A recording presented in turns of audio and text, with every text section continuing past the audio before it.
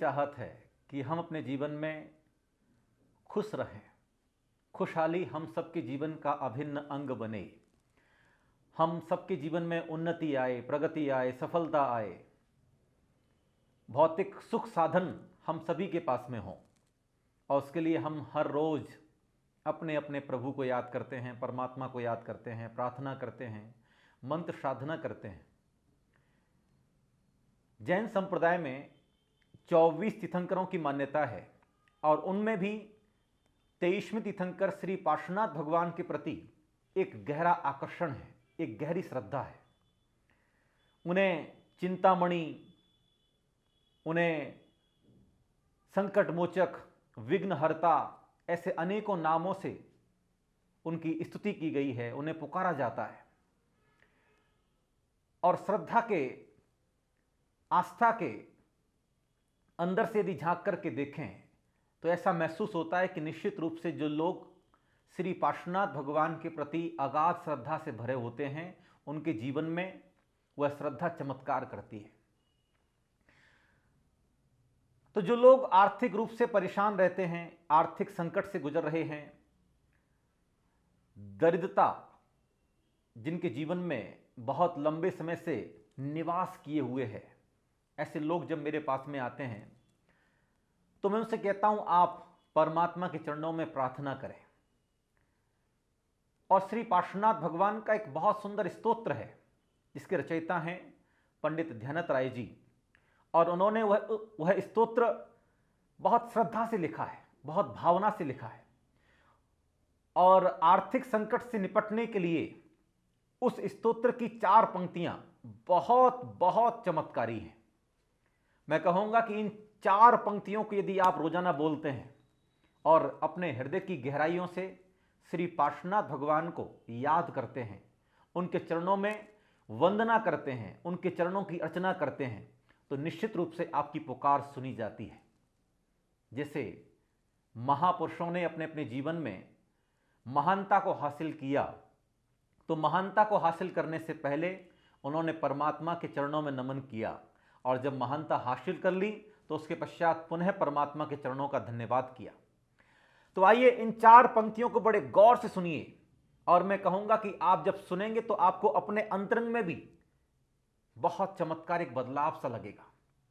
ये आपके रोम रोम को पुलकित करने वाली पंक्तियां हैं और गहरे भाव से भरी हुई हैं। ध्यानपूर्वक सुनिए और इन्हें अपने जीवन का एक अंग बना लीजिए। रोजाना दिन की शुरुआत करें, और यदि आप किसी प्रकार के आर्थिक संकट से गुजर रहे हैं तो इन 4 पंक्तियों गुनगुनाना।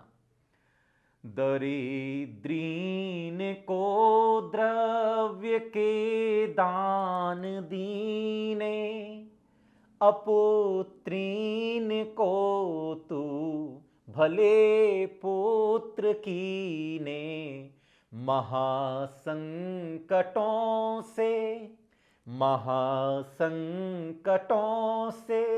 निकारे विधाता, सवे संपदा सर्व को देहि दाता, नमो देव देवं सदा पार्श्वनाथं, नमो देव देवं सदा पार्श्वनाथं, नमो देव देवं सदा पार्श्वनाथं, नमो देव देवं सदा पार्श्वनाथं।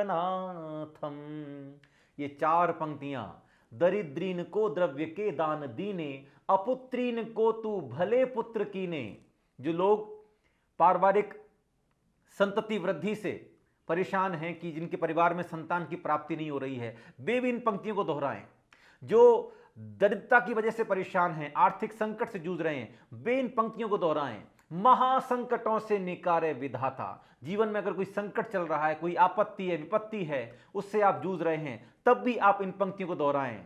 सवे संपदा सर्व को देहि दाता, हे परमपिता परमात्मा, हे श्री पार्श्वनाथ भगवान, आप हर व्यक्ति को हर तरह की संपत्ति प्रदान करते हैं। आपके चरणों में कोटि कोटि नमस्कार हो। नमो देव देवम सदा पार्श्वनाथम, नमो देव देवम सदा पार्श्वनाथम। और श्री पार्श्वनाथ भगवान मेरे इष्ट हैं, मेरे आराध्य हैं। मैं उनके चरणों में रोजाना प्रार्थना करता हूं कि सभी जीवों का कल्याण हो, सभी जीवों का उत्थान हो, सभी जीव प्रगति को प्राप्त करें और आत्म कल्याण के पथ पर अग्रसर हों। मेरी पुकार सुनी जाएगी, आपकी पुकार भी सुनी जाएगी। आप दिल से पुकारिए, हृदय से पुकारिए, निश्चित रूप से आपके जीवन में बदलाव आएगा। इन पंक्तियों को अपने जीवन का अभिन्न अंग बना लीजिए।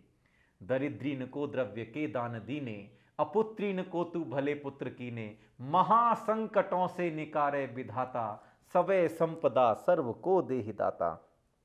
नमो देव देवम सदा पार्श्वनाथम, नमो देव देवम सदा पार्श्वनाथम।